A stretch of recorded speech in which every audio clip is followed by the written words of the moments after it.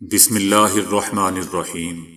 السلام علیکم دوستو، دنیا بھر کی خبروں میں آج آپ سنیں گے، لیکن اس سے پہلے اگر ہو سکے تو لائک اور سبسکرائب کا بٹن ضرور دبا لیں۔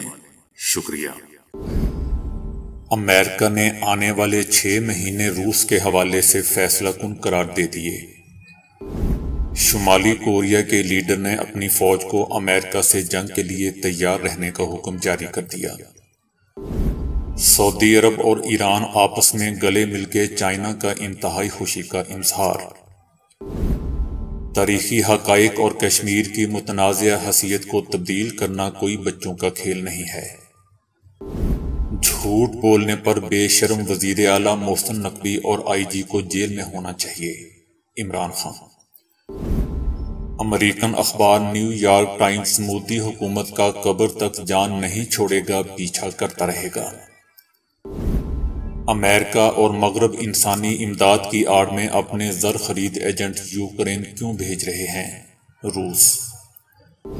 شاہد آفریدی کا جوا کھیلنے والی کمپنی کی شرٹ پہننے سے انکار، لوگوں پر ٹیپ لگا دی۔ کولیسٹرول کو 60% تک کم کرنے والی گولی انسانی آزمائش میں بھی کامیاب۔ صرف ایک ٹیکے سے کمر کے پرانے درد کے علاج میں اہم کامیابی۔ تو آئیے چلتے ہیں خبروں کی تفصیل کی جانب۔ امریکہ نے آئندہ 6 ماہ کو یوکرین جنگ کے حوالے سے انتہائی اہم قرار دیتے ہوئے دعویٰ کیا ہے کہ روسی صدر امن مذاکرات کے لیے آمادہ نہیں ہیں۔ CIA کے سربراہ کا کہنا ہے کہ انٹیلیجنس رپورٹوں کے جائزوں کے مطابق آنے والے 5-6 مہینے یوکرین جنگ کے حوالے سے انتہائی فیصلہ کن ثابت ہوں گے۔ لہذا روس اور یوکرین کے درمیان مذاکرات کا مستقبل پوری طرح میدان جنگ کی صورتحال پر منحصر ہے۔ CIA کے سربراہ نے چائنا کے بارے میں کہا کہ تاحال صدر شی جن پنگ نے یوکرین جنگ کے لیے روس کو ہتھیار فراہم کرنے کا فیصلہ نہیں کیا ہے، لیکن ہم نے ایسے واضح شواہد اور دستاویزات دیکھی ہیں کہ چینی حکام ایسا کرنے کا ارادہ رکھتے ہیں۔ انہوں نے یہ بھی دعویٰ کیا کہ چینی حکام روس کو ہتھیاروں کی فراہمی کے اقتصادی فوائد کے ساتھ ساتھ مغرب کی جانب سے ممکنہ انتقامی اقدامات کا جائزہ بھی لے رہے ہیں۔ شمالی کوریا کے لیڈر نے فوج کو جنگ کے لیے تیار رہنے کا حکم جاری کر دیا ہے۔ شمالی کوریا کے لیڈر کم جونگ نے فوج کو حکم دیا ہے کہ ایک حقیقی جنگ کی تیاری کے حساب سے مزید فوجی مشقوں کا اہتمام کیا جائے۔ انہوں نے یہ حکم گزشتہ روز ختم ہونے والی مشقوں کے بعد دیا ہے۔ انہوں نے اعلان کیا کہ فوج کے حملہ آور یونٹ کارروائیوں کے لیے تیار ہو جائیں۔ اس حکم کے مطابق پہلی کارروائی کے تحت جنگ کو روکنے کی کوشش کی مشقیں کی جائیں گی اور دوسرے مرحلے میں محاذ پر قابو کرنے کی غرض سے ضروری فوجی مشقیں انجام دی جائیں گی۔ یاد رہے دوستو کہ شمالی کوریا نے جمعرات کو بحر اسود کی جانب ایک شارٹ رینج میزائل کا تجربہ کیا تھا، جسے امریکہ اور جنوبی کوریا کے درمیان آئندہ ہفتے ہونے والی مشقوں کے لیے ایک کھلا پیغام قرار دیا جا رہا ہے، جو پیر سے شروع ہوں گی اور 10 دن تک جاری رہیں گی۔ ایران نے کہا ہے کہ سعودی عرب کے ساتھ تعلقات کی مضبوطی مزید استحکام کا باعث بنے گی۔ ہم سعودی عرب کے ساتھ تعلقات میں مستقبل کا منتظر ہیں۔ سعودی عرب کے ساتھ ہونے والے مذاکرات صاف، شفاف اور تعمیری تھے۔ ایران کے سعودی عرب کے ساتھ تعلقات خطے کے امن کے لیے بڑے امکانات پیدا ہوئے ہیں، جبکہ سعودی عرب کا کہنا ہے کہ چینی صدر شی جن پنگ نے اچھے ہمسایہ تعلقات کو فروغ دینے کے فراغ طلانہ اقدام کا خیر مقدم کیا ہے۔ سعودی عرب اور اسلامی جمہوریہ ایران کے درمیان تعلقات کی بحالی مضبوط اور مسلسل روش کے نتیجے میں سامنے آئی ہے۔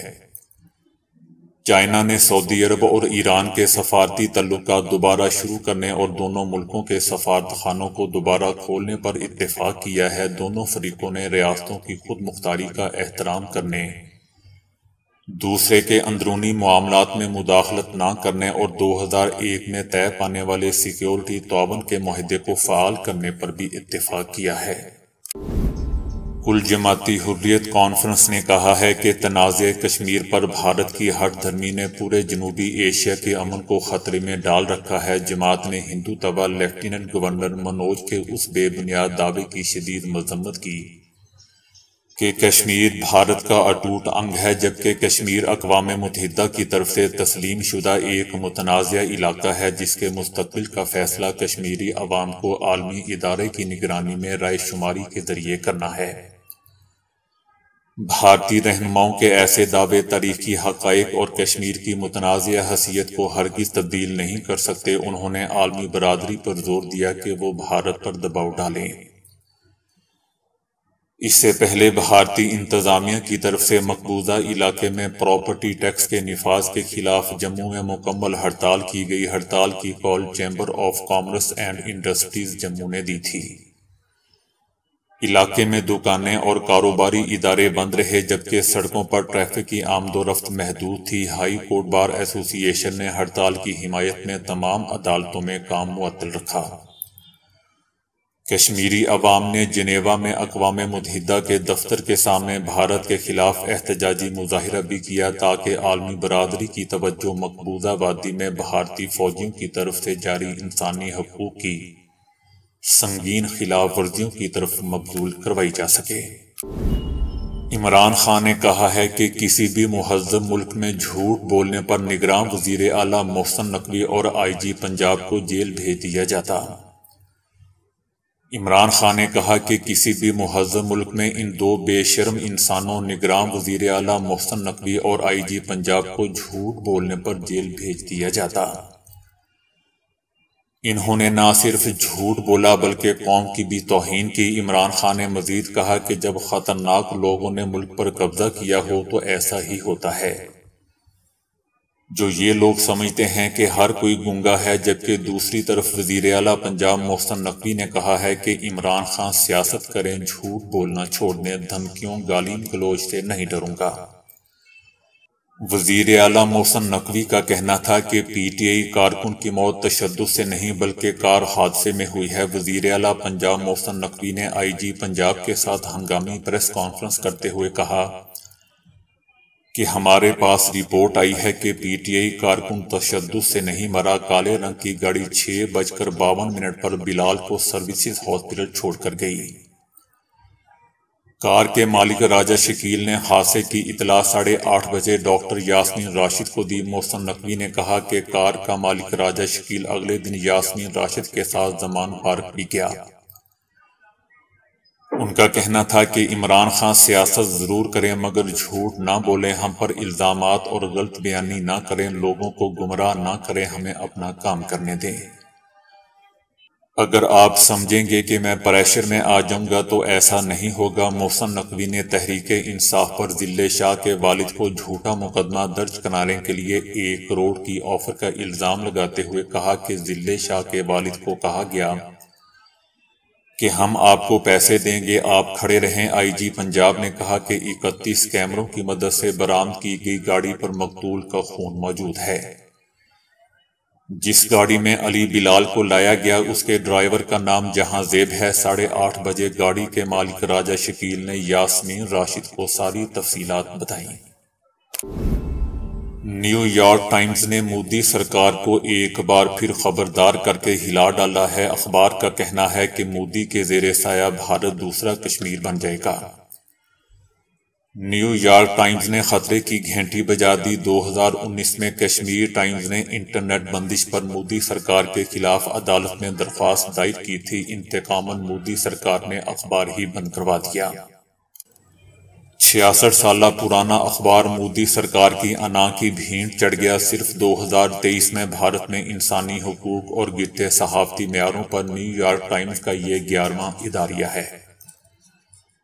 نیو یارک ٹائمز نے کہا کہ مودی سرکار نے ہندوستان میں عدم برداشت اور مسلمانوں کے خلاف تشدد کو عام کیا ہے۔ مودی سرکار پر تنقید کرنے والے صحافیوں کو انکم ٹیکس چھپانے، تخریب کاری یا علیحدگی پسندی کے الزامات کی آڑ میں دھمکایا جاتا ہے۔ اشتہارات اور فنڈز کی آڑ میں اخبارات کو من پسند خبریں شائع کرنے کے لیے بلیک میل کیا جاتا ہے۔ 2014 میں اقتدار سنبھالنے کے بعد مودی منظم طریقے سے عدالتوں اور سرکاری مشینری کو کنٹرول کر رہا ہے۔ مودی کی آمریت کی راہ میں اب صرف میڈیا کھڑا ہے۔ مودی سرکار میڈیا کو حکومتی غلام بنانے کے لیے اوچھے جبری ہتھ کنڈے استعمال کر رہی ہے۔ مودی کے ایسے اقدامات سے بھارت میں معلوماتی خلا پیدا ہو چکا ہے۔ کشمیر کے بعد مودی حکومت اب اس ماڈل کو پورے ہندوستان میں نافذ کرنا چاہتی ہے۔ مودی سرکار نت نئے قوانین کے ذریعے آزادی اظہار کا گلا گھونٹ رہی ہے۔ مودی سرکار نے 20 سے زائد تنقیدی صحافیوں کا نام نو فلائی لسٹ میں ڈال دیا ہے۔ روس نے کہا ہے کہ مغربی ممالک انسانی امداد کی آڑ میں اپنے زر خرید ایجنٹ یوکرین بھیج رہا ہے۔ مغرب کی جانب سے یوکرین بھیجے جانے والے غیر ملکی ایجنٹ نہ صرف عسکری سرگرمیوں میں ملوث ہیں بلکہ اس بات کا بھی مسلسل مشاہدہ کیا جا رہا ہے کہ یہ لوگ عام شہریوں کے خلاف جرائم کا ارتکاب بھی کر رہے ہیں۔ اس سے پہلے روس نے خبردار کیا تھا کہ یوکرین آنے والے غیر ملکی ایجنٹ باضابطہ فوجی اہلکار شمار نہیں ہوتے، لہذا انہیں موت اور قید کا سامنا کرنا پڑے گا۔ دنیا کے 60 ملکوں کے ہزاروں زر خرید ایجنٹ اس وقت یوکرین میں موجود ہے اور روس اسے یورپ کی حمایت کا نتیجہ سمجھتا ہے۔ یوکرین کی حکومت مغربی ملکوں کی حمایت سے غیر ملکی ایجنٹوں کو روس کے خلاف جنگ میں شرکت کی ترغیب دلا رہی ہے، جو بین الاقوامی معیاروں اور ضابطوں کے منافی ہے۔ یوکرین جنگ میں حصہ لینے والے امریکی اور یورپی اہلکاروں کی ایک تعداد کو روسی فوج نے گرفتار بھی کیا ہے۔ شاہد خان آفریدی نے ایک جوا کھیلنے والی کمپنی کی شرٹ پہننے سے انکار کر دیا۔ گزشتہ روز قطر میں جاری افتتاحی میچ سے پہلے ایشیا لائنز کے کپتان جوا کھیلنے والی کمپنی کے لوگو والی شرٹ پر ٹیپ لگا کر میچ میں شرکت کی۔ انتظامیہ کی جانب سے جرمانے کے سامنے کا امکان ہونے کے باوجود شاہد خان آفریدی نے کمپنی کا لوگو چھپایا۔ شاہد خان آفریدی کی ایشیا لائنز نے گمبھیر کے مہاراجا کو گھٹنے ٹیکنے پر مجبور کر دیا۔ ایشیا لائنز نے افتتاحی میچ میں انڈیا مہاراجا کو 9 رنز سے شکست دے دی۔ اس میچ میں مصباح الحق نے 50 گیندوں پر 73 رنز کی میچ وننگ اننگز کھیلی، جس میں 6 چھکے اور 2 چوکے بھی شامل تھے۔ کولیسٹرول، بلڈ پریشر اور امراض دل بالخصوص شریانوں کی تنگی کی اہم وجہ ہوتی ہے، اور اب کھائی جانے والی ایک گولی سے امید پیدا ہوئی ہے کہ وہ اس کا شافی علاج ثابت ہو سکے گی۔ نئی گولی مریضوں میں کولیسٹرول کی شرح 60% تک گھٹا سکتی ہے۔ گولی کا تجرباتی نام MK0616 رکھا گیا ہے، جو ایک خاص قسم کے پروٹین PCSK9 کو روکتی ہے۔ اس کی کمی سے جگر کو LDL کولیسٹرول کو توڑنے میں زیادہ آسانی ہوتی ہے اور یوں کولیسٹرول کم بنتا ہے۔ یہ تحقیق دوستو بیلر کالج آف میڈیسن کے کرسٹی مچیل اور ان کے ساتھیوں نے کی ہے، جس کی رویداد ایک تحقیقی میگزین میں شائع ہو چکی ہے۔ دلچسپ بات یہ ہے کہ اس گولی سے جسم میں دیگر منفی کیمیکل بھی کم ہو جاتے ہیں۔ سب سے بڑھ کر کسی مریض پر اس کا کوئی منفی اثر نہیں ہوا۔ دل اور خون کے تحفظ میں ایک نئی دوا اب ہماری دسترس کے بہت قریب پہنچ چکی ہے۔ کمر کے نچلے حصے کا درد انتہائی تکلیف دہ ہونے کے ساتھ ساتھ معمولات زندگی کو تباہ کر دیتا ہے۔ اب خاص خلیات سے بنے ایک انجیکشن کے ذریعے اس کیفیت کو دور کرنے میں غیر معمولی کامیابی حاصل ہوئی ہے۔ سائنسدانوں نے کہا ہے کہ کمر کی ڈسک متاثر ہونے کا عمل ڈی جنریشن آف ڈسک کہلاتا ہے، اور اس کا علاج کچھ ادویات اور زیادہ تر فزیو تھراپی سے کیا جاتا ہے، لیکن یہ وقتی اور انتہائی ناکافی ثابت ہوتا ہے۔ اس مرض کو ڈی جنریٹو ڈسک ڈیزیز کہا جاتا ہے، جو مہروں کے درمیان نرم فوم نما ڈسک کے خراب ہونے سے لاحق ہو جاتی ہے۔ وقت کے ساتھ ساتھ یہ رگڑ کر کم ہوتی رہتی ہے اور درد بڑھتا جاتا ہے۔ اس کے علاج کے لیے ڈاکٹرز نے اسی ڈسک کے خلیات کا خاص ٹیکہ بنایا ہے، جس کا ایک ٹیکہ طویل عرصے تک درد کم کر کے مریض کا معیار زندگی بہتر بنا سکتا ہے۔ ڈاکٹرز نے کمر کے نچلے حصے میں شدید اور طویل درد کے شکار کل 46 افراد کا تحقیق میں شامل کیا اور انہیں ایک ٹیکہ لگا کر کل 36 مہینے تک ان کا جائزہ لیا۔